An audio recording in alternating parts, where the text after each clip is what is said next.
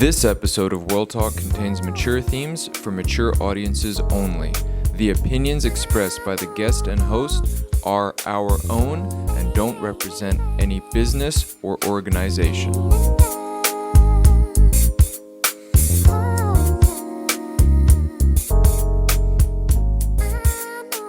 Hello and welcome back to World Talk, a show where we talk about everything and all things world related. Oh my god. Not the yawn. Ran out of air. Yes, as I was saying, you are listening to World Talk, a show where we talk about everything and all things world related. Today I am joined in the studio with Rashana Hides. Hey, how y'all doing? Hi. She is back, and we are here to talk about a lot of cool things.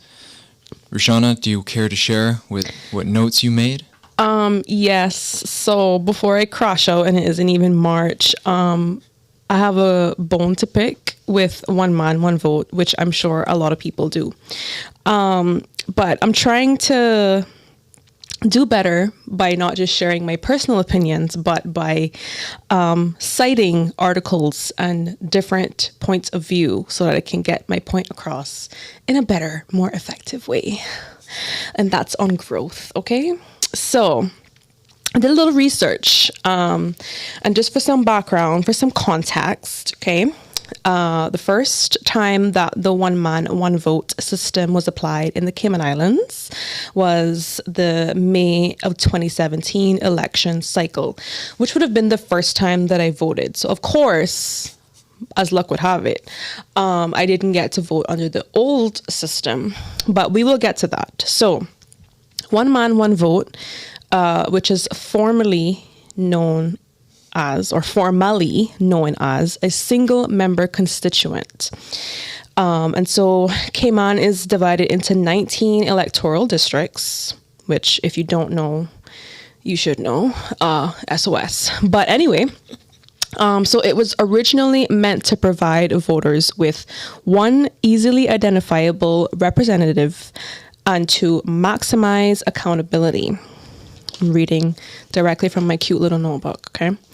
And that is a quote from Alice Mako of the Concerned Citizens Group. And so all of this I actually was looking at in a Compass editorial article back in 2023. So this was a while ago. And it was called One Man, One Vote, One More Set of Problems. And ain't that the truth? Ain't that the truth? Yeah. And so I was looking at pros and cons of it. Okay, like, does it make sense? Can it apply well in other countries? All of that good stuff. And what I've come down to, or where I've landed, is that it really encourages like silo thinking, where the MPs of each little area are only concerned about their respective constituents, some of which only have like 500 people. And like, I'm not shaming the small constituents. Mm-hmm. Let's make that very clear. That isn't like she's talking about us because we so tiny. No, the problem is with that, you're only concerned about getting the majority of those people to believe in you when you are supposed to be serving an entire country, which is like, what's the most current population now? 80 something thousand? Closer to 100. Oh Lord, we not gonna go there after my comments from the last pod.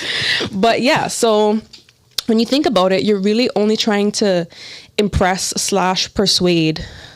Let's say your constituent is literally 500 people, maybe 200 of those is what you need, depending on how many other people are running. Mm-hmm. So really, 200 people just need to check your name on a box so that you can make decisions that affect 80-something plus thousand people. Not only that, we are one of the world's largest financial sectors, so there's a lot more at stake than we think. I mean, these are big things, right? And I think when I look back at the multi-member constituency system, which is what we used to have, where you could vote for more than one person to represent your district, it created less of this silo thinking where they had to be concerned about making impacts across the country, not just doing what's right for West Bay West or Georgetown North or whatever. The way that they're set up too, wild work. Because I live on a boundary road. And so my side of the road is West Bay North. And then the other side is West Bay Central. And I'm like, north, south, east, west. And I'm not shading the people at the electoral office. I'm just saying the mental gymnastics these people had to do to figure out where these boundaries lie. I wouldn't want to be doing that. That's wild work. That is wild work. You can ask former India and Pakistan about that. Oh. But yes, so to continue my little notes, it's almost done, I promise. Sorry. Because this bone is, I gotta pick it. It's bone spurt. Yes. So the issue is in Cayman, which we can almost all of us agree on this, is that the constituencies are simply too small. The difference between a candidate winning could be if a group of cousins shows up to the polling booth. Literally. The current system does not promote thinking about issues nationally. And so if we want leaders that have a long-term nationwide approach to problem solving, we need an electoral system that encourages politicians to campaign island-wide. Sparkle emoji. And so one of the other things that happens when you have these little tiny areas that you're campaigning in, these little small constituencies, is that it's been likened to garrison politics, which is like a Jamaica reference, where basically it's a political culture where politicians and local gangs, in the Cayman's case, local power groups / powerful families, would collude to exercise control over the poorer areas through election rigging, bribery, extortion, etc. So, I mean, it doesn't take very much to see how that could work, right? Where you have 1,000 people and the richest families of those areas are like, hey, me and my people gonna vote you in, and then but you gotta do something for me too. You know what I mean? I'm just saying. So, yeah, we need to get rid of one man, one vote, and that is my TED Talk. That was a great TED Talk. I thank you. I thank you for that. And your TED Talk reminded me of some history, which was early Chicago politics, where you had like ward bosses that had their so-on section, and what gave them power is like, hey, we got a guy in the Senate. You know what I mean? So like, I'm the chief around here, and I got I got a guy in the Senate. Yeah, we got the link. Yeah, so in a sense, it's like that. It's like each constituency is its own ward, and then the families of that area send their guy. Like, that's our guy. Yep. Yeah. Literally. Yeah. Yeah. Another thing, I pulled up the updated register vote. Registered votes per district. I just want to read that out, starting with West Bay West. Used to be 1,292. Now it's at 1,390. West Bay North, your area, it used to be 1,323. Now it's 1,425. Ooh, exciting. West Bay Central used to be 1,213. Now it's 1,294. A little bit of gap. That's not that much then. No, but hey. But still, every vote different. Every vote counts. Those little bit, I can sway. Oh, definitely. Like I said, one group of cousins, one household going to the poll could make a difference. West Bay South, it was at 1,585. Oh my goodness! It used to be 1,585. Now it's 1,772. Oh wow! So that is a massive spike right there. Georgetown North used to be 1,320. Now it's 1,375. Okay. Bit of a... Georgetown Central, 1,357. Now it's at 1,479. So it went up by 100. Georgetown West used to be 1,262. Now it's 1,286. Okay. I guess a lot of people are fine in that area, but it's all right. Georgetown South used to be 1,324, now it's 1,422. Dang, it went up by 100. Georgetown East, 1,451, now it's 1,585. Dang, these are gaps of 100. I love that for us, though. Yeah, what do you think about all that? I mean, I would like to think that maybe someone saw all the little videos that we were putting out and like encouraging people to go register. And I would like to think even just one person went and registered because of what we were doing and like driving people to register. But I think it speaks to the fact that people are fed up. We's fed up in here. And so people are ready to exercise their democratic rights. And I think it also probably reflects the changing demographics of the country as well, because we're having a lot of new Caymanians who are now able to register to vote, and they're doing so and doing their democratic duty. So it'll be interesting times. It will be. And what's cool about the videos that we did with Leanne, yourself, but also loads of other people did stuff as well, and I thought that was so cool that there was just this like we all are not on a group we chat. Did not tell each other to do these things, and just different people, especially people we knew, were just like, hey, register this, and I just thought, this is so cool, and I love that. Absolutely. And now looking at just the Red Bay was 1,348. Now it's at 1,433. So almost 100. Yeah. New voters. Each area has gone up by at least 50 to 150. Look, it's averaging, sounds like. Prospect, 1,329. Now it's 1,415. Where are we now? Newlands was at 1,581. Now it's at 1,658. Jeez and peas. Whoa, hold on. Which one is this? Savannah went from 1,483 to 1,603. Almost like 200. Yeah. Or just, about. I guess if you want to round up, Bodentown West. Oh, dang, what a gap. 1,610. Now it went up to 1,744. Wow. Wait, what? Yeah, Bodentown West was at 1,610 registered voters.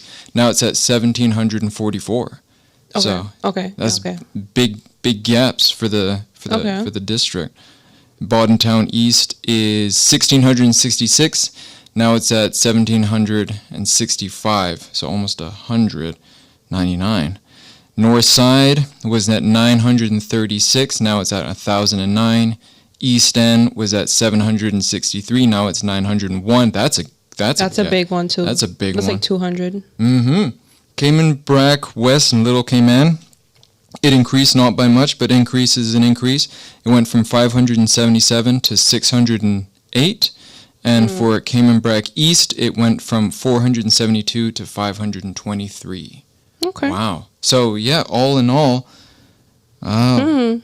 cheese and peas. People are fed up, y'all, and they decided to register to vote and exercise their democratic right. And I am living. I love that for us, to be honest with you. So, yeah. Well, that's step number 1, right? Yeah. And so step number 2 is getting people to actually cast their ballots. Yeah. Getting to the poll, or if you cannot get to the poll, you send in your absentee ballot, which I'm learning is now, there's 2 types of absentees. There's the postal. So if you do not reside in Cayman, but you want to still cast your vote, you can send it in by mail. Or if you are unable to physically get to the polling station, but you live in Cayman, so for health reasons, older persons, that's the mobile voting. And so they'll physically drive to the house, and an electoral office person will be there, as well as the people, some people from the candidates camp. Yes. So they can ensure that the process runs without any corruption and collusion. Yeah. Which I love that for us. Yeah, I think we have a great voting system.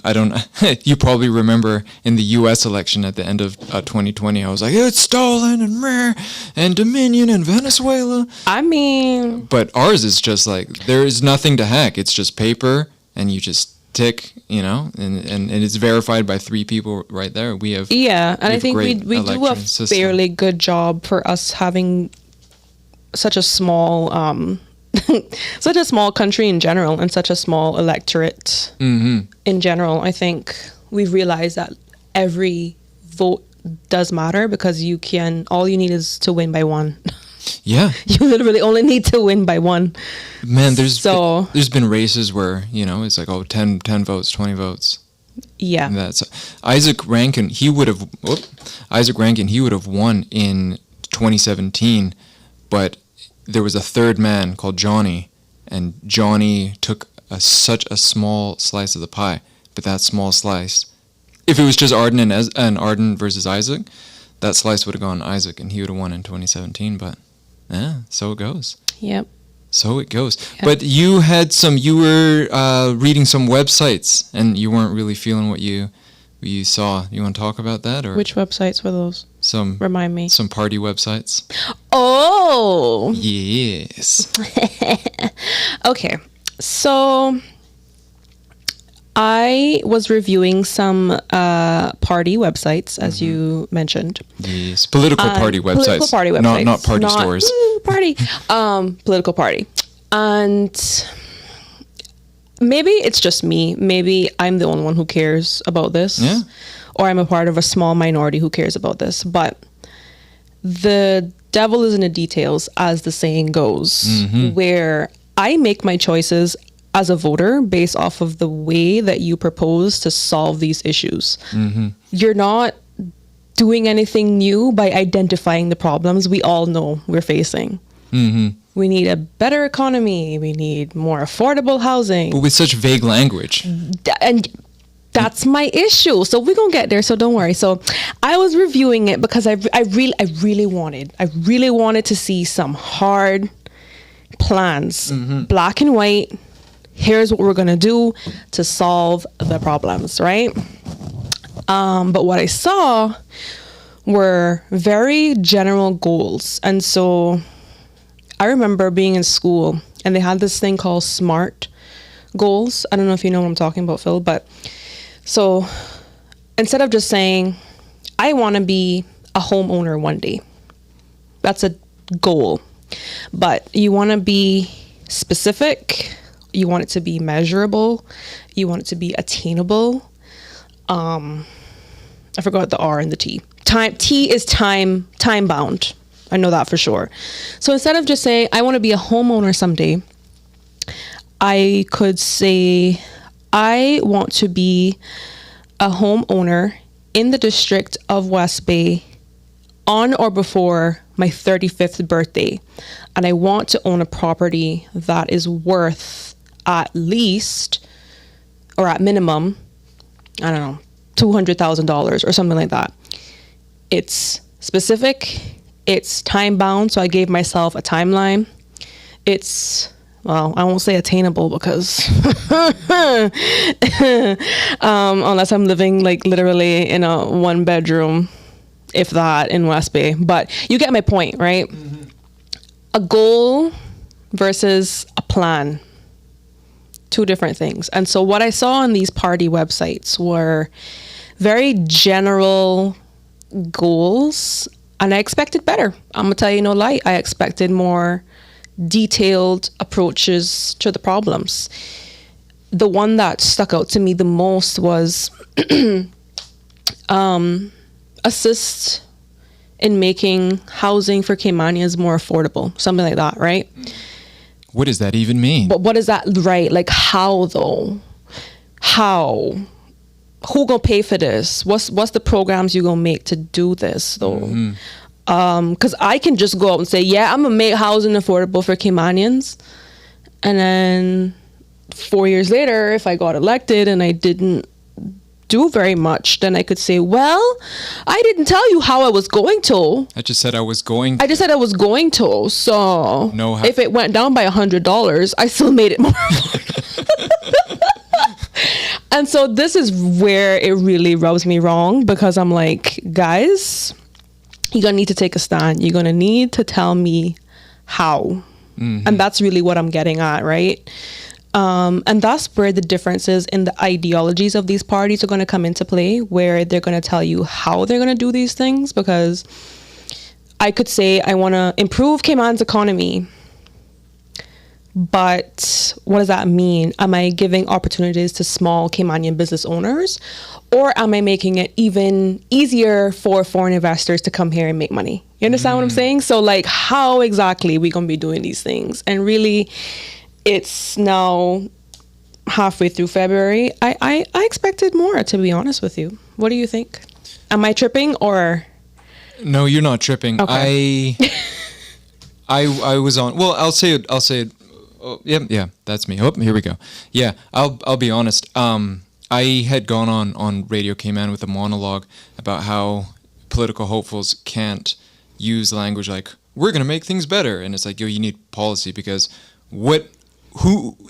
of course, obviously. Yeah. But what does it look like? And that's what's going to help, in my opinion, that's what's going to help someone stand out between their elected opponent is the how. And it was the Cayman Islands National Party website. When I was reading through, I was like, what? I was trying not to name drop, but I think it. You got me. Yeah, it is healthy. It is healthy discussion. But I've a couple things to say about them. But that's where that monologue, that was the inspiration of that monologue. Yeah. Was because of reading their website. Yeah. But I will say this.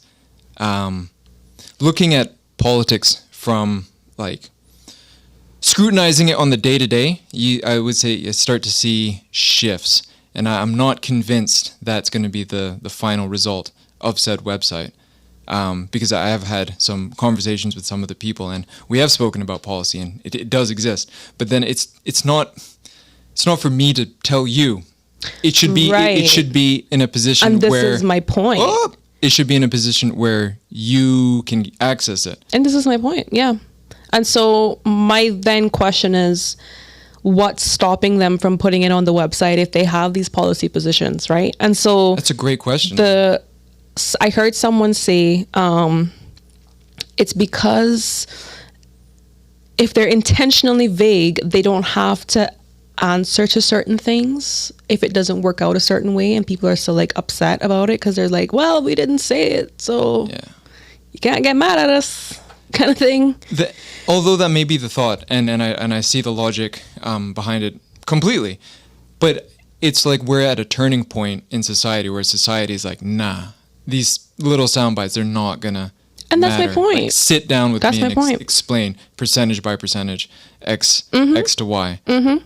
Yeah, we cannot, we have been taken for fools far too long, or maybe maybe society has let us ourselves be taken for fools with the grandiose empty promises that make no sense and the whatnot and the vague, I'm gonna fix education tomorrow, nothing gets done. Yeah. And so to me, it also, maybe I'm just reading too deeply into it, but if you don't have proposed policy plans in place, it feels a little under-researched and underdeveloped. And what I mean by that is, if you can't tell me exactly how you're going to grow the economy or make housing affordable, did you actually consult with industry experts? Did you consult with people who are actually in those industries? And did you did you come up with your plans? Did you make your stance? And are you going to stand on business? Like, I'm just kind of tired of we're going to, make Cayman awesome. And without a how. That's my problem. $1 million question is that's my problem. How is going to separate the wheat from the chaff? Mm-hmm. How? Mm-hmm. A plan of action. Mm-hmm. And really, I just expected better. These kind of goals is what I used to make for myself when I was 12 years old. Like I said, I used to have like grand goals of like, I want to be happy. Okay. How? What are you gonna do? What does happy mean? Yeah. Yes. And so that was my spiel. No, listen, it's deserved, and it's good to be in a space where where thoughts and feelings can be shared, because we cannot be the only ones. Mm-hmm. Mm-hmm. But one thing I will say about the CINP is they've been hitting the pavement pretty hard. I see videos of their backyard meetings. I think it's interesting that they're taking a backyard approach first rather than going like big stage and I think most people are in general, though. That's what I've been seeing or gathering from what I've been seeing online in terms of like the flyers, the invitations that I've been seeing from several parties. Like, people aren't doing the rally thing as much anymore, and they're like going to their constituents and on like a face-by-face basis, which I think is good. You know, it does kind of foster better conversation as well. I think it adds. Yeah, take the big stage. How can the common man be like, oh, I have a question, right? But at a backyard setting, Yeah. you can just go up, or you can ask it in front of your neighbors and, Yeah. and whatnot. I'm going to need you to riff because I just need to adjust something on your camera. Okay. So, yeah, tell us, what right. have you been seeing? What have you been seeing, and what are your thoughts? I mean, so obviously I'm chronically online. And so one of the things that I do is spend a ton of time on Instagram, and just kind of observing, you know, what's been happening and the type of like things that these parties and these candidates are putting on, and also just like their content as well. And I'm just, not to like pick on a national party, because I'm not trying to be rude, but I'm just, obviously their stuff has been all over the place. And so if I just pull it up on my phone, they've been doing a lot of like the text on screen type posts. And they're trying to, I guess it's like a way to get people to like comment, like to get engagement. But if you look at the text on screen posts, let's look at some of the older ones when it would have been more popular, right? Because they had just kind of first came out. So I'm just gonna pick a random one. Oh, this is a good one. What's the biggest challenge young Caymanians face today? And this was posted on February 4th. Just as an example. But there's only 5 comments. And so I don't know if this is the most effective way to garner engagement, but also like, I don't know, I guess to me, maybe I'm going to be giving them ideas here, but why not, or maybe they do already, I'm sorry, but why don't they have it in such a way where you're like completing a survey or something, as opposed to like, they'll put the text on the screen and then you can say reroute to our link in bio and give us your feedback there, where you're collecting data and not just having random Instagram comments. You know what I mean? Like, how do you actually measure these things? That's a great question. How much of a role do you think Instagram will play in this election? It definitely plays a role, but obviously with the average age of the Caymanian voter being 55, I don't think it's the be all end all, but I definitely think the more ways you get your message out there, the better, and it only helps you. So it's a tool like anything else, just like the radio is, just like a website is, just like a TV station is, although we don't have those no more yet. Well, let's see. But you know what I mean? So it's really just a way to get information out there. But yeah, I mean, I just expected to see these things in black and white, because if I'm not, for example, if I'm not a Georgetown voter, but I think they had a few meetings in Georgetown and Bodtown recently, right? Yep. Listen, they're pounding, I cannot. But I'm a West Bay voter, and there's a person running from their party in my area, and I'm like thinking, should I support this party or not?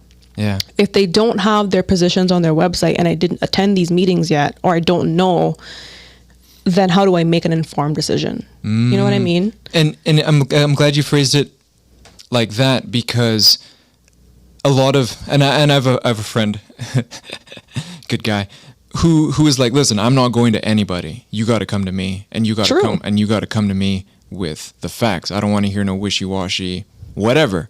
I want to ask you questions about policy and this.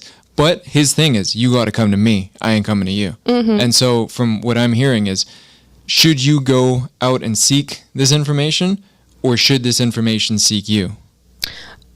I think it depends on what type of voter you are, and also like your employment, right? Because I feel like some civil servants, for example, a lot of them can feel very afraid for obvious reasons, because you're not supposed to have an opinion as a civil servant.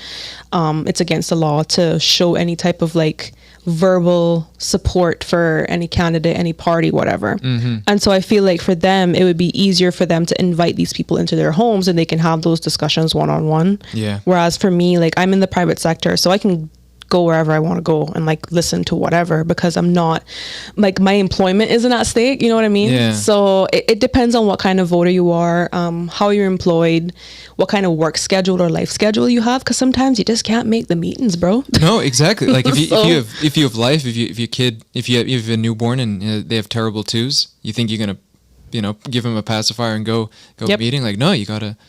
Yeah. What if your and- child is colicking, or if Yeah, that's the term? and with Cayman, with the cost of living being as it is, and people not being able to like afford nannies and all kind of things, right? So it has to be a combination of both, which is why most candidates do that anyway. Yeah. Most good candidates do that anyway, I should say. If I were to look at you and say, Rashana, you are our only hope to help like guide a party forward, what, in your opinion, and you have a magic wand, what would you recommend parties do to get their message out there? Do it in every single way. Basically, put your message out in every single way, but also make your messaging very detailed and very clear, because I don't want to hear that you're going to help the economy. I want to know how. Mm-hmm. I want to know when. I want to know what your plans are. And I want to know it on every single platform. It needs to be consistent, because I can't hear one candidate saying, well, we're going to support small Caymanian business owners. And then the other one saying, okay, well, we're going to invest in, I don't know, Cayman medical care, medical tourism or something. Like, Yeah. I need to hear A concise message. I need to hear it everywhere. I need to hear it in a detailed manner. You know what's interesting is there's almost like two ways to look at this. There's the national party standpoint, how parties will govern the whole island. Mm-hmm. But then you have the one, each race is a one by one, because a one man, one vote. You're not running for the whole country. You're running, you also have to cater to your specific, which is where individual. my bone to pick earlier, my TED talk really came into play, because we're really thinking too small here. And I Yeah. think we need to be thinking about these problems on a national basis, because they affect every single Caymanian. Yes, there's certain things that are constituent based. Just as an example, West Bay North, where I has things like Barker's Beach and like the Yep. Turtle Center. So like there's things that are specific to those two locations that would be very specific there. But in terms of housing crisis and like cost of living, West Bay North people aren't the only one that feel that. You understand? So No, like it's you a have to national think issue. bigger. Yeah. And so it causes me to think twice if I see candidates like in any area, in any constituency, talking about what they're going to do for their people, because it's like great, but if you're a part of a government and the job of a government is to work together to make the country better, what y'all gonna do for me too? You can't leave me out. Yeah. Like, hello. That's a great point. So yeah, that's how I feel. We'll see what happens. Very, very interesting times. I mean, we've got three parties. They're all, on the. Well, I think I haven't seen. I see the TCCP. They're doing the yard Yeah, meetings. because they were doing like breakfast meetings and like meetings. whatever else. I think that's and then cool. see the National Party people. I see a national Because party. okay, do we call it National Party? Do we call it Cayman Islands National Party? Like, I don't really. I call them national. Well, or a CINP or national. That's actually a good question. The naming of these things are just anyway. I think the Cayman Islands National I tell you Party what. is the most. I think it's the most basic name, which honestly It really was basic. I'm telling you no lie, they could have did better. Lucky. I think it's fine because It's aight. it's just it is what it is. Cayman Islands National Party, It's alright. but it's not like TCCP and you have a big old scandal. Or Yeah. like the people's progressive just- movement, or I'll tell you what, PPM rings though. It just flows off the tongue. You know what I Yeah. mean? I'm not. You know how I feel CIMP, about. yeah, Yeah. it It's not doesn't- like I'm supporting them, but I'm just saying from a naming perspective, PPM just rolls, man. CIMP. Does not roll. If it was TCCP does not roll. TCCP does not roll. The It's 4 letters do not roll. You No. need a 3-letter party. That's the secret formula. 3 letters. Do you think people will start saying CNP instead of CINP? Maybe. Yeah. But then they should have thought of that and just called it CMP. Yeah. To begin with. Because TCCP is the Caymanian Community Party. Yeah. But, well. Anyway. Maybe one day we'll have their marketing people on and we can have that. Yeah. We can have that. I'll tell you what, McKeever knew what he was doing when he every party this man has ever made or been a part of, it's been 3 letters. Yeah. So he knew what he was doing. UDP, I mean, come on. Classic. Yeah, classic. Where to go? Yeah. Where to go? CDP? Well, remember, I don't know if you remember the episode many moons ago. I feel like we did this 15 million years ago at this point, but it was in December. Yeah. And I said, they're just going to take the words democratic, Cayman, national, and like any other sort of like regular phrase or verb and just throw it at a wall and just figure out what works. Yeah. But for National Party, they would have just said, nah. You ever watch the South Park episode where they're highlighting how like Family Guy jokes are made, and it's just these like words and like manatees just pick out different words and they just string these words together and like that's the name. Yeah, no, literally. So, yeah. And names matter. They do.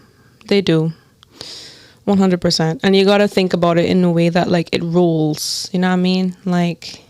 Yeah, because you need, or when being on the Elect Isaac 2021 campaign, like when we came up with the slogan East End First, like we wanted to create a slogan that like people can just say, you know? And like if you're a speaker and you're riffing hard and you riff so hard that you lost the plot, how you bring it back? East End First. You need something catchy. You need something to that feels like, you know, like when you just tickle your brain in the right way and something just like, yes, this just sounds so good. You know what I mean? Like, yeah, you just need to think about it like that for sure. That's why MAGA has like such a ring. Yeah, MAGA. There's so much to it. There's a lot of iconography with that. I mean, the hat. Yeah. You cannot, as someone who currently works for a company who has a red hat with white writing on it with the business details, geez. I do get the double look. And it's like, leave me alone. Yeah. I can't have my... That's not y'all fault. No, it's not. No, I know what you mean. Oh my God. But that's funny. But you know what's crazy about that? But symbolism and imagery matters though. Oh yeah. Yeah. And this is symbol and imagery from the States. And here I am in Cayman. Well, we have a lot of Magites in Cayman. Loads. Unfortunately. Loads. I've seen a Confederate, I've seen 2 Confederate flags in Georgetown. And that's a fact. Yeah. Fact. And I mean, we're going to talk about race and culture and colonialism and all that in a future episode, because that's a real deep dive thing. And I think I was telling someone recently too, like what happened with Indigo Divers, it wasn't just about what Indigo Divers did. I think it was a response to the type of behavior and the type of treatment that we've been getting in Cayman and we've been feeling for literally decades. And this is nothing new. I think they just happened to be wrong place, wrong time, doing some foolishness. And they were the ones that caught the brunt of that frustration. But we've been dealing with this for decades now. So that doesn't shock me that you've found Confederate flags. Hey, yo, that should be illegal in Cayman, bro. That should be illegal. There's one. Low-key. I want to... That's a hate crime. Hey, it's... Low-key. It is. That's an expression of views. I don't want to... Low-key. I'm not saying yes, but kind of. I'll tell you off air where one of them is. But if I detail it, everyone would be like, oh my God, it's there? Yeah, it's there. Yeah. It is. I mean... It is sad, but it is crazy. Yeah. That happens. But... I mean, America has a lot of influence on Cayman. It does. And I think that's because we haven't developed our own culture for quite some time. We have not. We replaced ours with theirs. Yes. And so I think American culture and American pop culture in general is very globally admired and recognized. But I think we have to build and appreciate our own culture.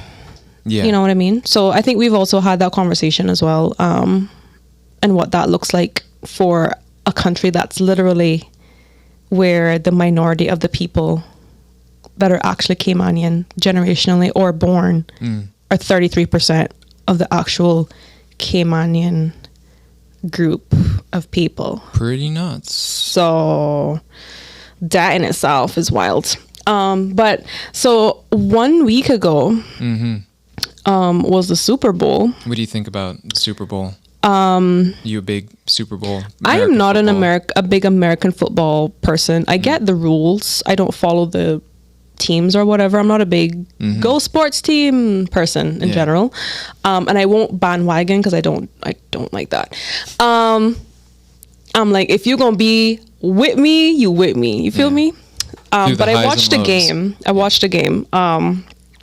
And it felt pretty cool to see Philadelphia just completely destroy Kansas, particularly because some of the players on Kansas have been very problematic. And so it felt like poetic justice in a way. It's like, take that. Take that, y'all. They got destroyed. That's good. Destroyed. Like, there was almost like a 10, I think it was at the end, it was like 10 points or 15 points different. But the first half was like, they had like 3 points, and then the other team, and then Philadelphia had like 20 something points. Can you imagine?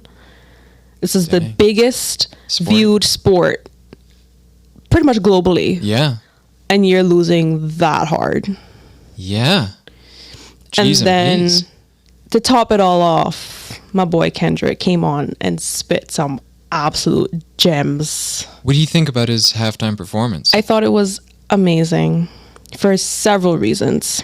Yeah. But what I realized is a lot of people didn't get it. It went over a lot of people's heads, and I'm like, oh man, you guys, really? What was the hidden meaning? Well, there was a lot of like symbolism behind it, and I had this conversation with someone in my DMs on Instagram because the Monday after the Super Bowl Sunday, I posted on my story that the halftime show was iconic and filled with symbolism, and if you didn't like it, you were most likely a part of MAGA.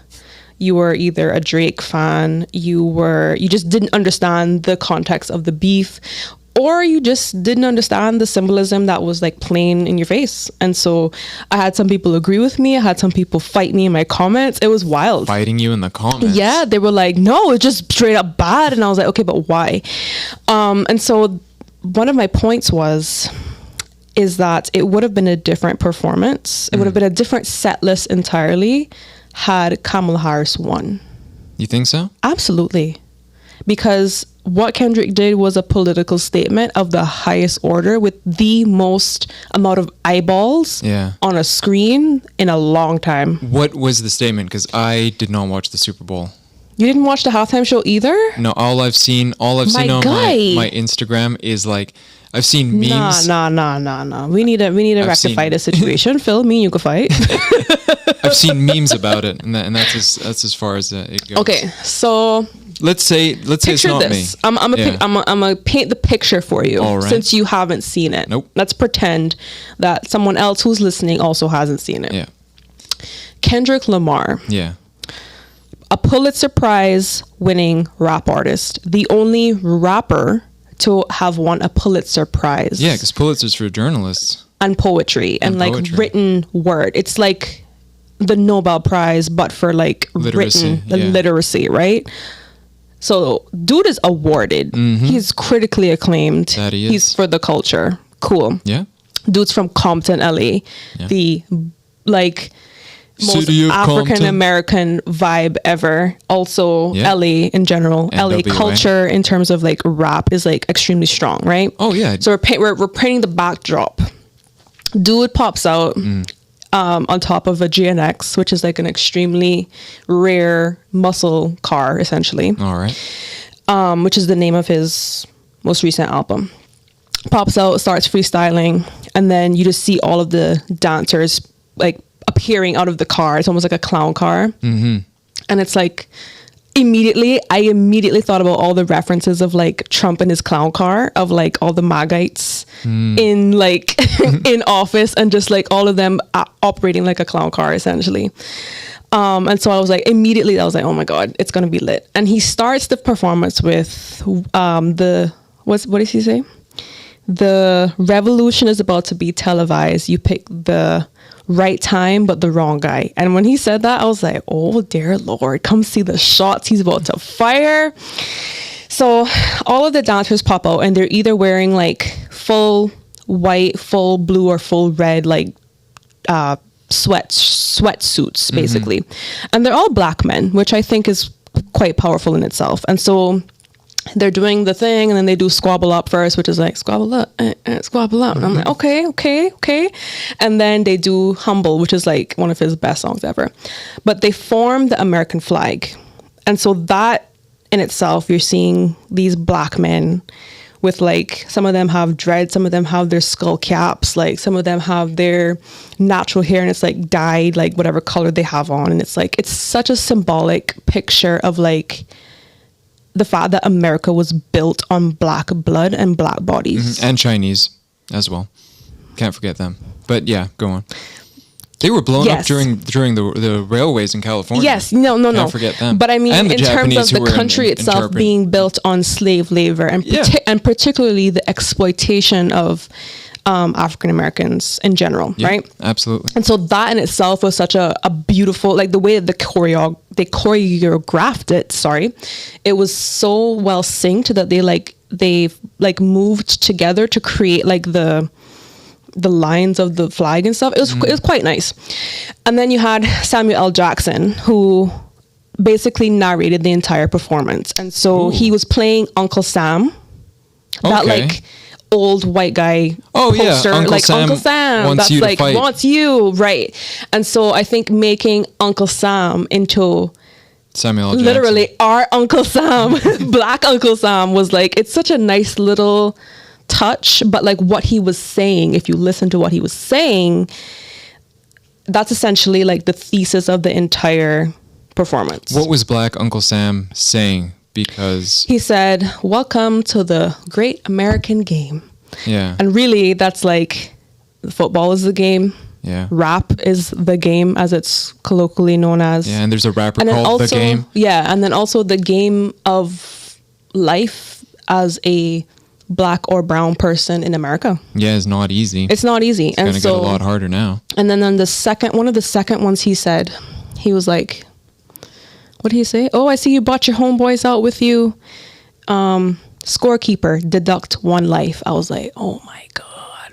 Why are they deducting one life? So is that because of Uncle Sam? Because Uncle Sam it's like is referencing military. how the police, who are essentially the representation of Uncle Sam's power and keeping things in check, right? Yeah, one could say, yeah. They are obviously known for police brutality and, killing black people. Yeah, and white people too. Yeah, but they in don't disproportionate numbers. Yeah. So it was very like, so it was really layered. And I mean, I think there's a ton of things online if you just look up like the different the different takes and the different analysis of it. I gotta research that, because one question that instantly pops into mind is like, yes, there is police brutality and unfairness towards the people of color, but there's also high rates of crime within people of color against people of color. And I wonder if that is highlighted as well, if they're going to talk about like social economic issues or social issues impacting Black America. I mean, yeah. You've got me. I'm curious. But I'm not done yet. This is only halfway through. So it like in 12 and a half minutes or whatever it was, the halftime show, it was just loaded. 13 minutes? Yeah, it was super short. It's not long at all. Because I saw his track list like leaked or whatever, and I was like, dang, this must have been like half an hour. No, it's just like snippets. So like he picked which parts to to like perform or whatever. And so then you had him. He was like teasing, not like us. Like you'd hear like the first couple chords of it, and he's like, no, I'm not going to do it yet, kind of thing. And half of us were like, is he really going to perform this song? And if you don't know what the song is, it's a 5 5-time Grammy Award did song. Yeah. All in 1 year. Yeah. Dude won 5 Grammys for it. Okay. Yeah. Which the Grammys happened the weekend before the Super Bowl. So dude is like, oh my goodness, back to back, just winning, dog. Yeah. Like, that's cool. 5-time Grammy Award winning the first weekend of February, and then the second weekend of February performs at the biggest show on earth, basically, for entertainment purposes. So yeah, then if we skip forward some of it, goes into Not Like Us and Iconic. Also, the breath control on this man, like, he literally was like all over the field, and he was like, duh, duh, duh, duh, and he was just like, he was just going, and like, he just wasn't, like, he didn't sound out of breath at all. Dang. I'm like, that's wild. Yeah. So, Not Like Us, and then he says, "Say Drake," and does like the menacing smile at the camera, and I recorded the TV of me watching the TV, and when he said that and looked at the camera, I died. I literally, I was like, oh my God, wow. He doesn't care at all. And I love that for him. Yeah. Well, because there's controversy around that too, because Drake has been trying to sue the Universal Music Group. Yeah. Because he's claiming that they like promoted Kendrick's song or whatever, like making it unfair in terms of like the streaming counts and stuff like that. So he was like, yeah, I want to play the song, but you know that they like to sue. And then I was like, oh damn, he's just firing shot after shot, and I love that for him. Oh yeah. And then Serena Williams pops out and does the Crip Walk. Yeah, I saw that. Iconic. That was interesting. Very interesting. Iconic as hell, girl. And the symbolism behind that is that Drake has been low-key crashing out over Serena after he didn't get to be with her a few years ago, because they had like some kind of fling or something. And then they broke up, and then since then he's been firing subliminals at her in his verses. And bearing in mind, she's a married woman with 2 children, so she's living her life, and this guy that she dated like 10 years ago was like, Serena, still not over it. Your husband is like fangirling over you. I'm like, that's not a bad thing though. Like, that's your man. Literally.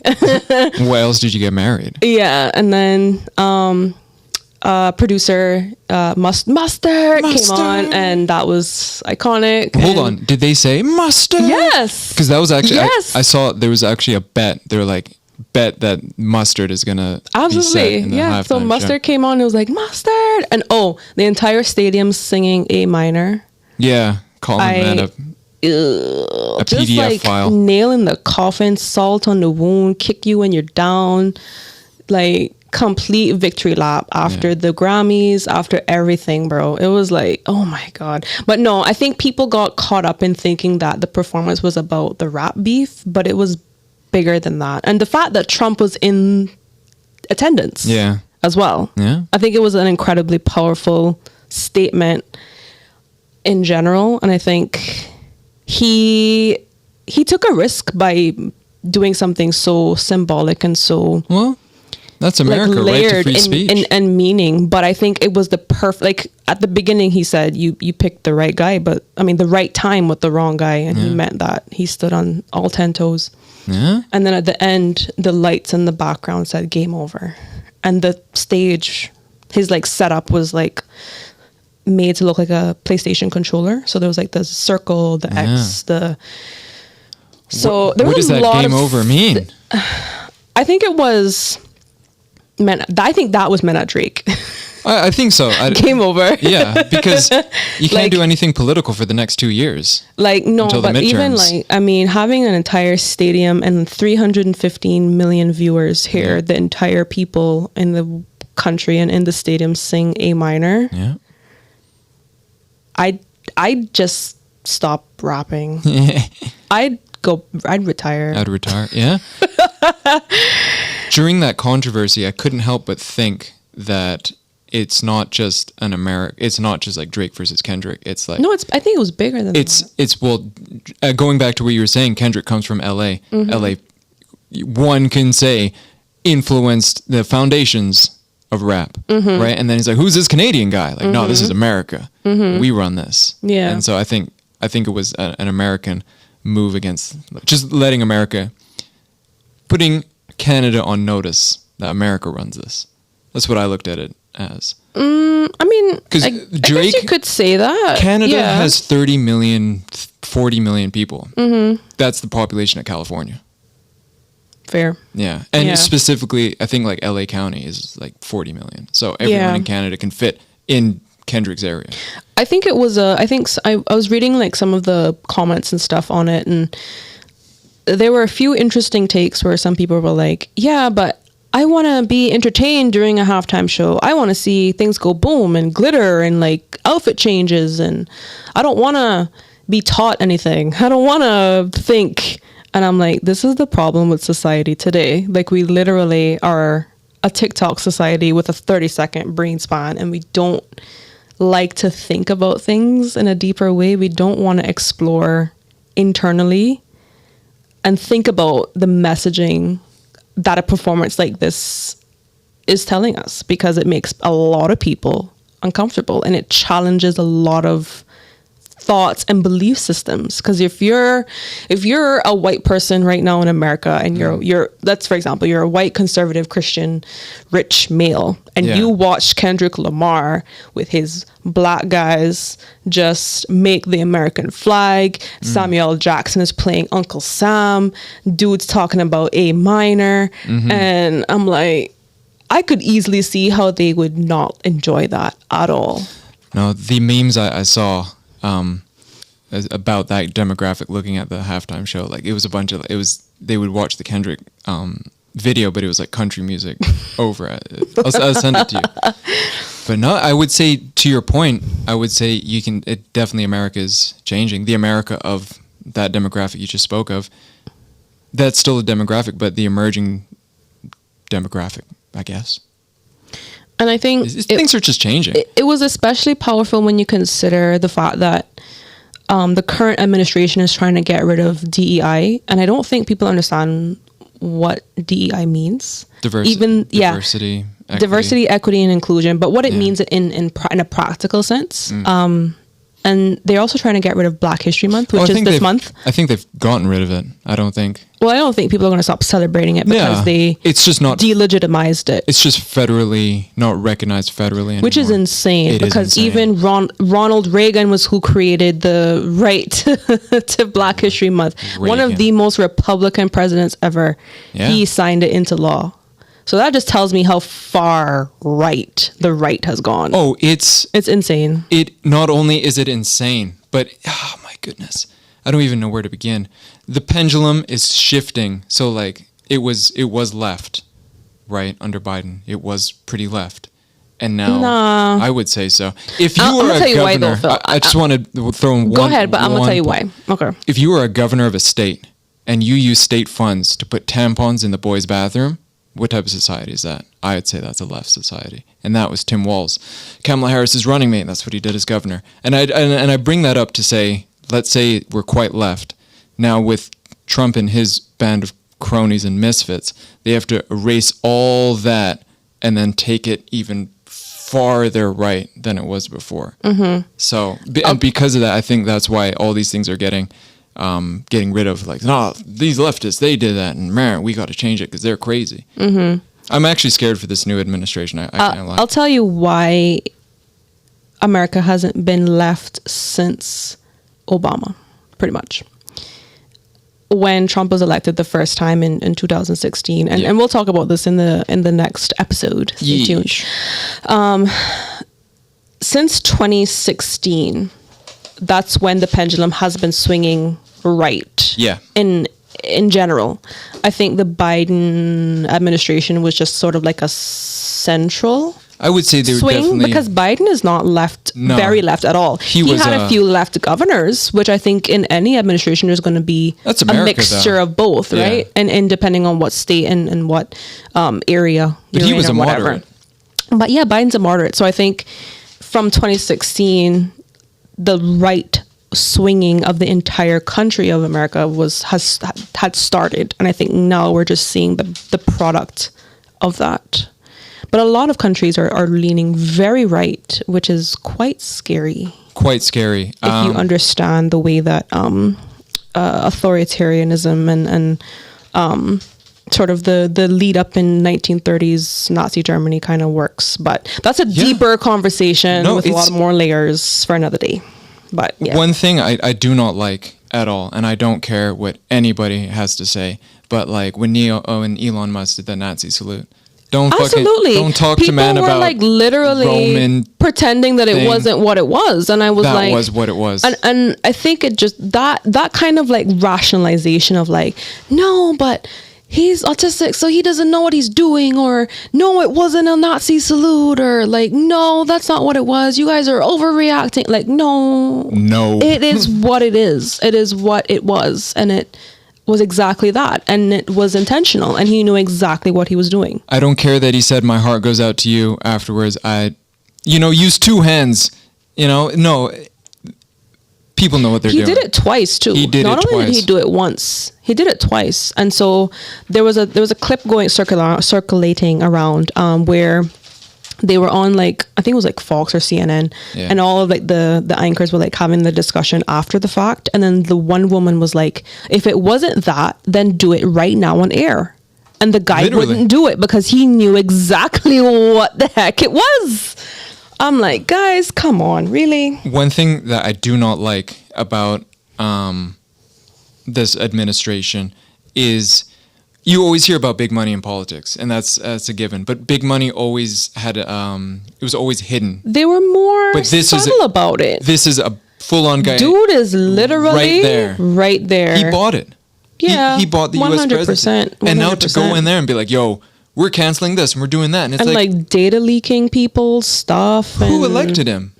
And then I'm going to tell you what, though, everybody that voted for Trump elected him. Yeah, that's the scary and I'm going to say that with my whole chest, too. And say it, because that's the truth. You picked a candidate who clearly had Elon Musk right up under his shoulder. Literally. Gave him $200 million cash to run it, and now he gets to go in and decide what stays and what goes, and it's like, do you know the Wii music? It's like da, da, da, na, na, na, na, na. Like, what did you think was gonna happen? Because see, back in the day, you probably heard this. They would be like, George Soros, he's funding all this stuff, and I've heard the name, but who so here's the thing. Okay, George Soros hasn't done like a public interview in who knows how long, right? He's just a name, and they just can throw these George behind Soros the carton kind of thing. You can just say it. These George Soros funded DAs are doing this, and you can just say. And for the Republicans, it used to be the Koch brothers. These Koch brothers, they fund this. You don't hear from them. You just hear their name. But now you have feel their influence, but you don't hear from them directly. No. Now you have people like Elon Musk wearing an Occupy Mars shirt with a hat in the Oval Office taking questions. Oh, Jesus, take the wheel. And it's like, what the heck Dear Lord. is happening? big money in politics has gotten way out of control. It's scary. As a West Bay would say, it deadly, man. Literally. What the heck? I don't know what is happening over there, but... Yeah, and I mean, it's slightly relevant because obviously we're talking about America and like American pop culture and politics, but it does impact us here in Cayman because proximity, but also because we have people who support Trump in Cayman. Yeah, loads. And that kind of thinking, if it were to bleed into Cayman politics, already has. Well, I can attest to it. I agree, but I mean in terms of like a large scale, in the way that it is over, I don't want any part of that here. I think there's certain things that we are strong enough in our culture not to do. So thank God. Yeah, thank God. And so one of that is, for example, the bashing of political opponents. It's actually, it is getting worse. But there was always a level of decorum about it. But now, I mean, I guess was it the last election? People got like their data leaked. People were being called traitors online. Yeah, like, no, absolutely. And I think it was. I remember the first podcast we did when Liani came, and she was talking about when you guys did the first pod at the Hive, where the two guys, I think it was Kenneth and Joey, and they came together and they just had like a cordial professional discussion, and I'm like, this is what used to happen on a regular basis, guys. Yeah. Like, how did we get to this point where we're applauding professional behavior from our public office holders when that should be the case, point blank, period.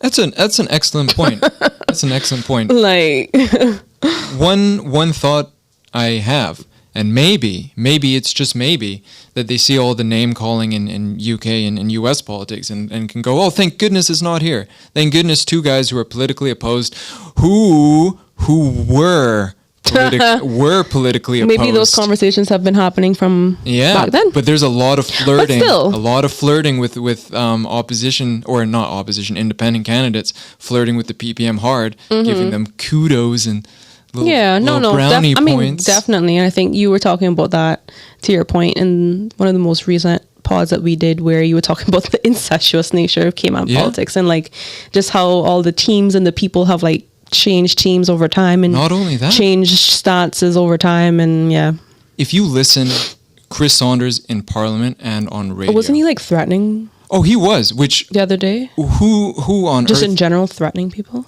I don't know what the heck got into this guy. I don't know. When I heard those comments, it was like, scary. Who are you talking to? But also, why are we so willing to accept that kind of behavior from our members of parliament? I'm not saying we as like everybody is, but I just mean in terms of like, how is this okay? Listen, how was he able to continue that whole like spiel and not get kicked out of parliament? Genuine question. Great question. Number one, great question. A great question. Who knows what the answer is? But I will say this: the voters took notice. 100%. 100%. I've been having conversations in my community, Bodden Town West, and what the heck is this? Ooh, what's going on up in Bodden Town? A lot of things. That's a lot right. of things. No, I can. But you can't be threatening people like that. And can you imagine? What the heck? And just these blind threats. Like, who are you threatening? And let me be very clear, because I've spoken to a few civil servants in the past, and like, I know that Chris has a pretty good track record with like certain groups of civil servants, because he did do some stuff. Yeah. I'm not like bashing him as a person, and I'm not bashing his track record necessarily. Right. We're not doing that today. No. But what I am doing is calling him out for threatening people on a general basis in the Parliament of the Cayman Islands government. It's a no-go for me, y'all. Really? Where was the speaker on this? Isn't that his rule to be like, yo, decorum? We can't be... Well, that's Alden, right? Yeah. Alden speaker? Alden's like, yo, I'm on that retiring. Miss me on this drama. I ain't gonna say nothing. It's a shame, though. No, I'm kidding. I'm sure he wasn't thinking that. But I think in general, we were all shocked to see that clip circulating. And I think it just shows that people are taking notice about what you're saying. And you gotta be accountable for what you say, y'all. Especially in the House of Parliament. But in that same speech, he gave a lot of praise to the PPM. Makes sense. And it's like, well, I guess there it is. You scared? And not just him. I mean, there's reports on CNS about Kenneth and Chris, like, flirting is the word I use, but, you know, getting cozy with the PPM. And it's like... all of those words are literally like romantic words. Yeah, it is. Flirting, cozy, buddying, partnering. Well, it was Valentine's Day. Valentine's Day in a political season. But we get the picture it paints. We get the picture it paints. But yeah, I think, well, we have an exciting episode coming up. Yeah, soon. Very, very exciting things. One thing before we land this plane. Yes. I want to talk about Georgetown revitalization. Oh, yes, child. Because I have that article in the paper on Friday. Yeah, I have it in front of me. I have it in front of me. I just want to read a bit of it. Quote that. I will. By James Whitaker. It's called Ghost Town, a revitalization project that has left Georgetown business fighting for its life. Amid the dust and rubble of Georgetown, frustrated motorists take a detour through an obstacle course of bright orange cones. Construction workers lay colored bricks in front of the post office where a new roundabout is beginning to take shape behind a yellow caution tape. Over the din of jackhammers, Angela Dixon, who runs Just My Fit fashion store, struggles to make herself heard. Customers are seeing this mess and turning right around, she says. The revitalization of Georgetown was supposed to breathe life into the capital, but instead business owners are saying it's choking them out. So far, the project can count more casualties than success stories, and those that remain wonder if they will be able to survive long enough to see any benefit from the multi-year project. The popular Bluestone Cafe is already gone, along with bread and chocolate restaurant and a handful of other small businesses that did not renew leases. Now the impact is being felt by businesses farther along Main Street and on Edward Street, where the beautification efforts have migrated in recent months. Some business owners say they like the images of how the new town might look. Others question if the project really deals with the core issues like traffic flow and access to parking. Several retailers told the Compass they were shocked and disappointed that preparatory works had began in front of their stores over Christmas, meaning they missed out on the most important month of the year. All agree on one thing: the business is gone, but the bills keep coming. What we really need is some compensation, says Dixon. It's a refrain that is repeated in store after store as business owners comb through spreadsheets points to enormous drops in profits. I'm just going to skip over and go to a piece of the story that's called Worse Than COVID. Kashema Rankin, who owns fashion store 90 Degrees, said she could not even park to visit her own shop. Customers is down so much that days go by without a single sale. Last Thursday, she sold a baby's romper suit and a lady's t-shirt for $50 as a part of a 2-for-1 offer. Before this, she says she would easily have taken in $1,200 in weekday sales. This is as bad as it's been. Even COVID was better than this. Even COVID, when the whole economy was shut down, even COVID was better. Ain't that wild? Hold on, someone's calling me. Let me just hang that up.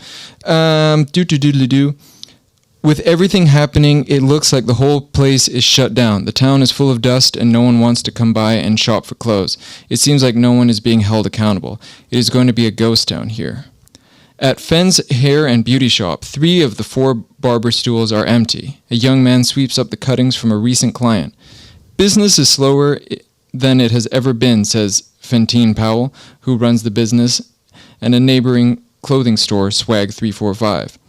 I used to have a good flow of customers, but since July, it has been slow, she said. After I pay everyone, I can barely make rent. And I have to ask you, Rashana, was there a development plan for Georgetown revitalization? Of course there wasn't. Damn. It was a project that was brought about because for whatever reason they thought that would be a good idea. But businesses are clearly suffering. And so you have to wonder what data, if any, were they using when they decided to make this project a thing, right? Revitalizing for who? This is my point with the devil is in the details. Revitalizing for who? Yeah. Because if you go up a street by like Singh's Roadie Shop, that area in Georgetown's popping on the weekends. Eastern chunks of Eastern Avenue. That area is popping. So yeah.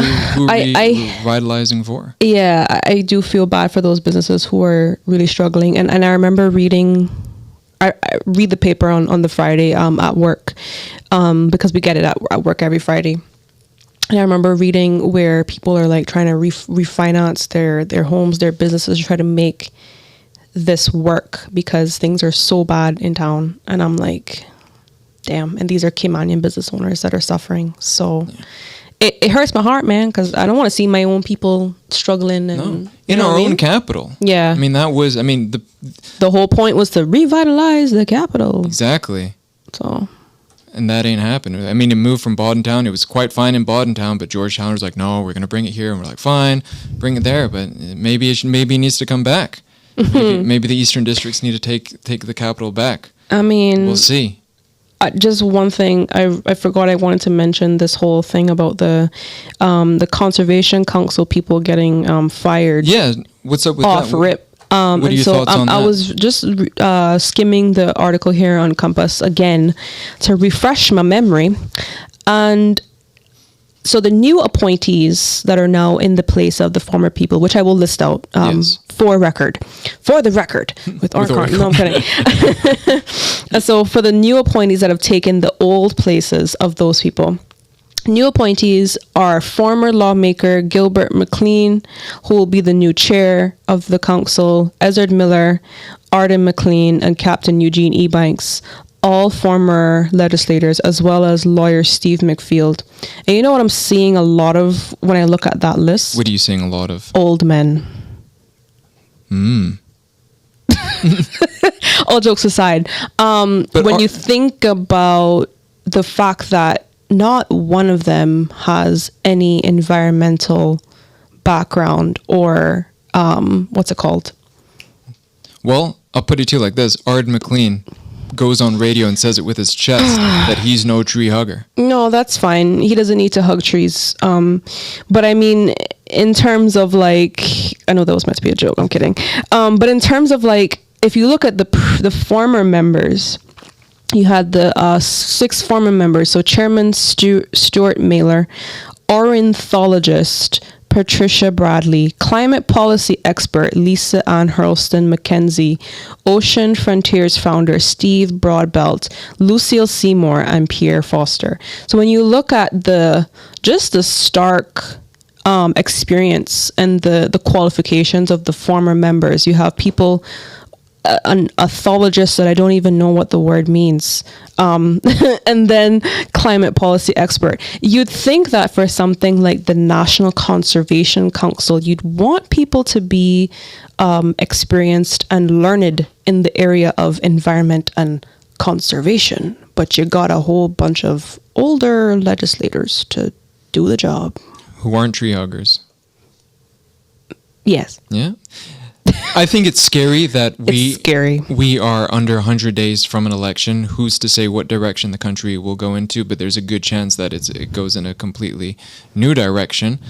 But what are they trying to accomplish in such a small time? Why can't they wait? You know, I really wonder. They're trying to gain brownie points for this East-West arterial thing. And I'm not saying that we don't need the road. Let's be clear. I think we do need it. I think the problem is, take a shot every time I say development plan. Come on, people, get your drink. No, I'm kidding.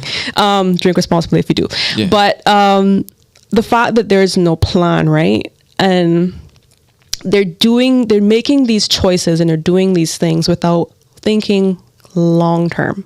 What's the long-term impact of getting rid of people on this council that have actual experience with the environment, with climate change, just to get the road built?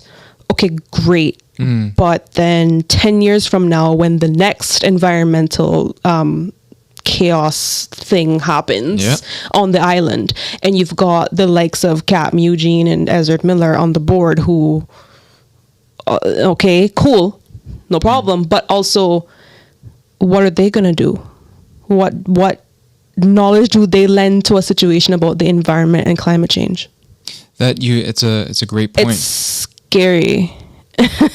These ask Woo, these questions, they ask more questions than give answers. But I think that's. I'll tell you what. I think when this whole thing came out a few days ago, people just take notice. Take notice of who's doing these things and why. And it's the whole thing of like cutting off your nose to spite your face thing. Yeah. You fix one problem, want to get the road built, but then 5 years down the line, when it's time to rip up some other mangroves or build out in the eastern districts, what's going to happen then? Then you'll see the uproar again, and it's going to be, oh my God. I'll give you some uproar. We were supposed to record sometime in the week, but I got electrocuted at work and had to go hospital. Jeez. But thankfully, I was at Cayman Bay, and there's a hospital in Cayman Bay. And when I was in the hospital, just, making sure my heart is beating on track and whatnot. That you're okay. Yeah, literally. It raised the question, what if I was in the depths of Northward and I got electrocuted? All right. Where do I go? Where's the closest A&E? How long is it going to take an ambulance to get to me, load me up, and then take me away? And I just went to a cleanup in East End today. So I drove in through Bordentown because I don't live in Bordentown, obviously. Yeah. But I see a lot of areas where they could have a little, like an offshoot of Health City or like an offshoot of the HSA, where they could offer accident and emergency care. Right. And so it beggeth the question, what is going on up in here? Literally. And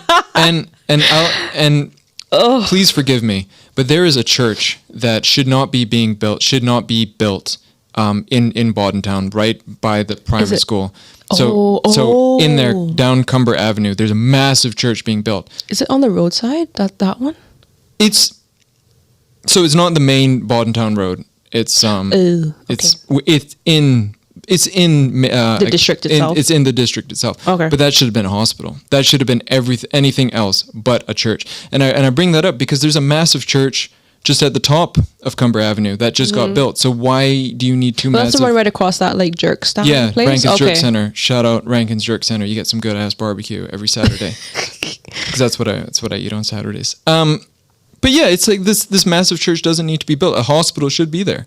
There's the Eastern Districts is the fastest growing districts, and we need an A&E. Yeah, and a fire department. To your point, development plan. Yeah, there is there's no thought being really put into how can we better care for our citizens. And while the church as an institution and as a community gathering place is important, did we need another church? Sure, another church, sure. But who's to say a little piece of chapel couldn't be built in a hospital, you know? Or something. It does not need to be, it's huge. It does not need to be a mega church. Don't we have like more churches per capita than like anywhere? Low-key? And what we need is more A&Es per capita. What we need is more like hospital healthcare beds. And like, I don't know, community centers and like mental health places. Like there's so much stuff that we could be doing with the land that's being used to build things like mega luxury condos and churches. And it might just seem that I'm picking on churches. I'm not. I grew up in the church, but I'm just like, guys, let's think a little deeper here. Come on, please. Anyway, that's my gripe. My favorite church is in West Bay, and it's right by the Ed Bush Fields. And it's just under a tent. Oh, you know what I'm talking about? Yeah. I love that church. Birch Tree Hill. Yes. Isn't that the Adventist church? I'm not sure what the name is. An offshoot of the Adventist church, I think. But I just love that it's chairs and a tent. So if it's humid, guess what? It's humid. If it's raining, guess what? It's raining. But like we're just outside with it praising. And I think it's so sick. Maybe sick isn't. I think it's so cool. Good. I think it's so good. The boomers are like, he said sick. Compared to some mega church, you know, this is a bare bones church. Yeah, and not to say that it has to be outside to be a holy place, but you don't need a mega church that rivals that of a church in the US to be a place of God. You know what I'm saying? No, I can't stand these mega preachers. I can't stand how brazen they've been getting. Like, you know, God needs me to fly a private jet. And it's like, excuse me, what? I'm sure there's poverty in your district that the couple of million used to buy a private jet could fix. If this is America, I'm sure you have veterans coming back who are going through, you know, who need help. They were just in a war. They have PTSD out the wazoo. They need help. But no, let's get you a private jet. They make, oh my goodness, they make me sick. Yep. Yeah. So, I mean, there's a lot of crazy stuff happening. The date of our recording is 16th of February. And I'm sure as the days go by, there will be much more crazy, chaotic stuff happening. Parliament officially dissolves on March 1st. Thank God. Yeah. So they shouldn't be able to do anything crazy. We'll see. Well, there's 2 weeks until then. We'll see. Dear God, be with us. Yeah, who knows what they're doing. But my last point before we wrap this up is, what do you make of all the retirements?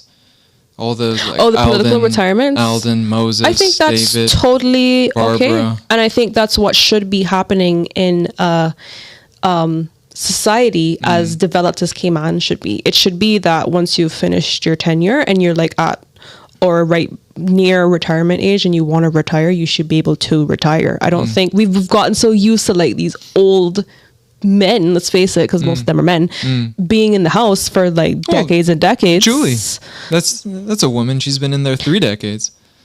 I'm just generalizing, Philip. She's like the one female that's been in there for a while. Yeah. And even her, she said she's retiring. Yeah. But that's fine, you know. And I think what we need to be dealing with is succession planning. And I said that before as well, where you should be training up a mentor to come in behind you and take your place. I think that's totally okay. I think so too, and it's very interesting. It does create a power vacuum at an interesting point in our political history. Yeah. But besides that, just the fact that if you just look at it as them retiring, they did their tenure.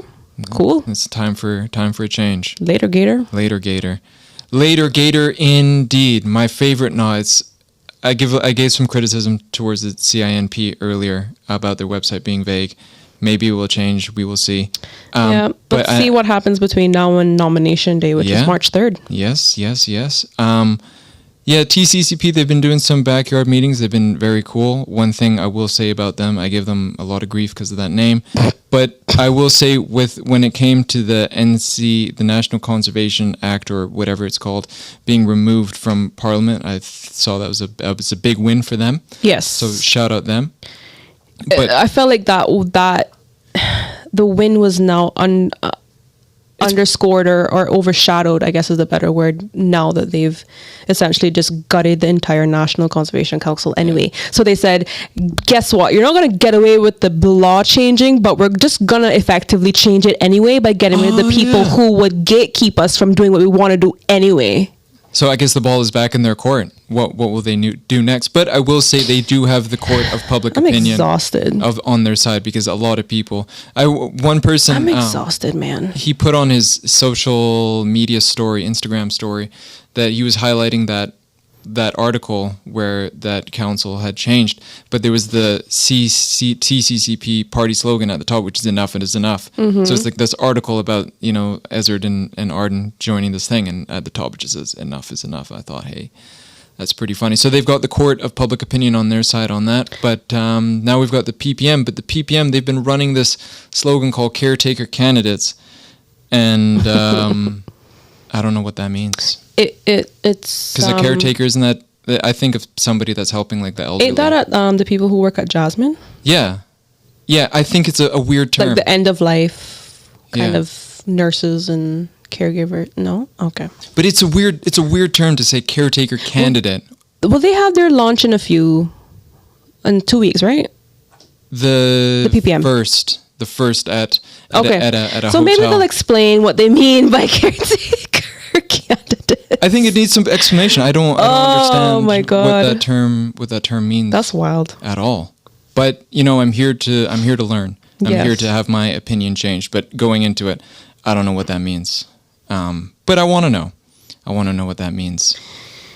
I'm tired, Phil. It's not even March yet, and I feel like anyway. It hasn't. Things are about to kick up. I want to say 100%. It's just getting started. Yeah, and I want to say, don't sleep on Jewel Hides. She came out with these weird sunglasses at first, but like it's her thing has been changing, and I've been seeing like some new signs, and all I can say is, don't sleep on that campaign. No, I think don't sleep on anybody. Ho. In terms of like candidates. Some campaigns, I will tell you the honest truth. You'd be shocked though. They're dead on arrival. I'll tell you now. No, well, yeah, but I mean, if you have no support, you can't take it for granted. Is what I'm getting at. Yeah. I think, yeah. There's some people, and I shouldn't say this, but I will. There's some people that so. For candidates, we charge for interviews, and rightfully so. But there's some that have reached out and we've been like, yeah, these are our rates. And they go, oh, no, I can't afford this or whatever. And it's like, listen, player, it's not if you can't individually afford it, sure. But if you're running for politics, you should have support, which means you should have a base, which means you should be able to fundraise from your base because you represent a section of your community. Mm-hmm. If you are their person, if you are their representative, the money will come. That's why you do fundraising. So we're not that's talking a whole thing. We could deep dive into political funding. Yeah.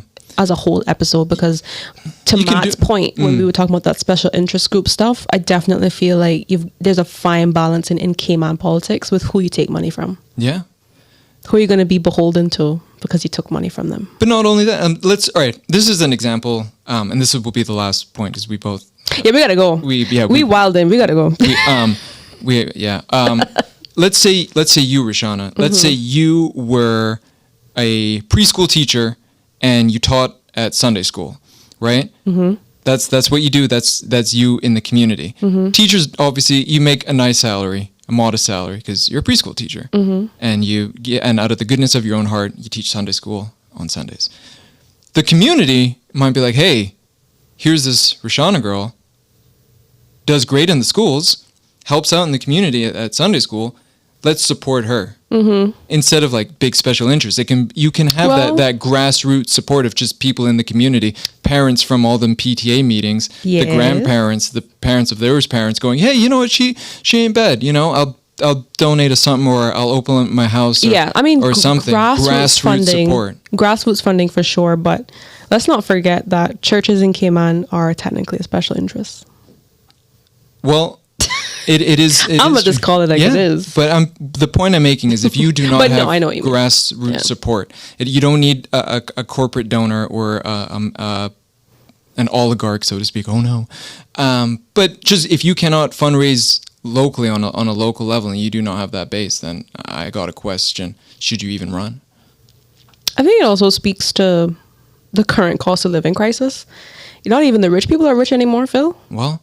Like, politics is politics. There's no, I mean, I get you 100%, but I think people just right now, they're being more picky with how they spend their disposable income. Yeah. So some are leaving and going to Florida, but it is what it is. Yeah, man. But until next time. Yes. Where we chat and vibe. Yeah, more stuff coming soon.